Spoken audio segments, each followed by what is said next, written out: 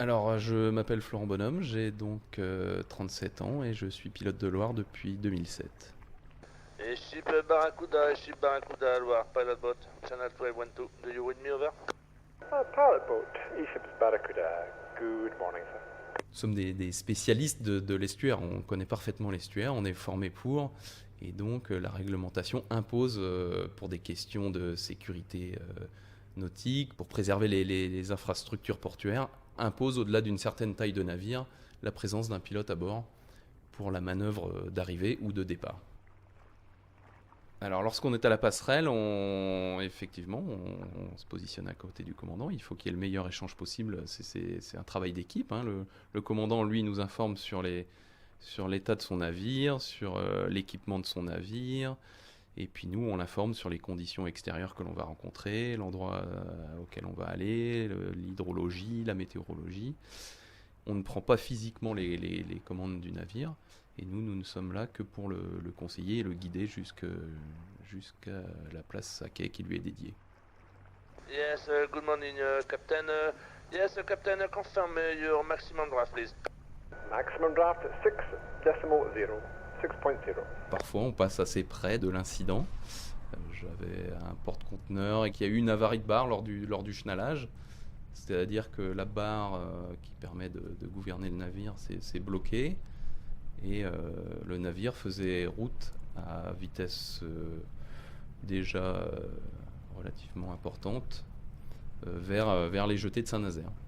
Donc je me voyais en collision avec les jetées de Saint-Nazaire et je ne sais pas si on peut dire miraculeusement, mais enfin, en tout cas on a retrouvé l'intégralité de l'appareil à gouverner juste à temps pour éviter l'incident. De très rapidement intégrer l'état du bateau, ça fait partie de notre métier, de voir si le navire est en très bon état, s'il est plutôt en mauvais état, et de se dire attention, je risque d'avoir des surprises, donc je vais peut-être faire un petit peu différemment cette fois-ci.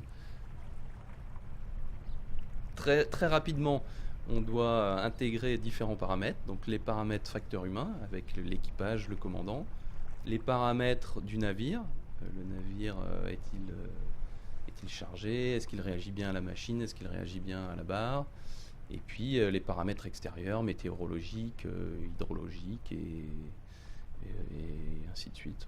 Oui, il y a beaucoup de paramètres à intégrer en très peu de temps et c'est ce qui fait tout l'attrait et la spécificité du métier. Yes, 6.0. Your boat roster working good condition? Yes, confirmed. Boat are working good condition. Alors auparavant, j'étais officier sur des navires de commerce, donc j'ai fait des navires qui faisaient du long cours et j'ai navigué essentiellement sur des navires qui faisaient du transport de passagers, des cars ferry entre la France et l'Angleterre. Et c'était vraiment tout cet aspect manœuvre, tout cet aspect environnement portuaire qui me plaisait le plus dans le métier que j'exerçais auparavant, donc j'ai vraiment voulu m'y consacrer exclusivement et c'est pour ça que je me suis orienté vers le métier de pilote. Pour ma part, c'est vrai que cette partie-là de la navigation en très peu de temps, il se passe énormément de choses. Donc pour moi, c'est un concentré et c'est vraiment ce que j'aimais. Même si de temps en temps, une traversée un peu plus longue fait du bien, mais c'est jamais la même chose. On a à chaque fois des conditions différentes, tant au niveau de la météorologie, des conditions de marée, des conditions de navire, des conditions humaines, puisque même avec un même navire, on n'a jamais la même manœuvre. Donc c'est ça vraiment qui m'intéressait. Okay, thank you very much, sir. Stand by, 1214, 16.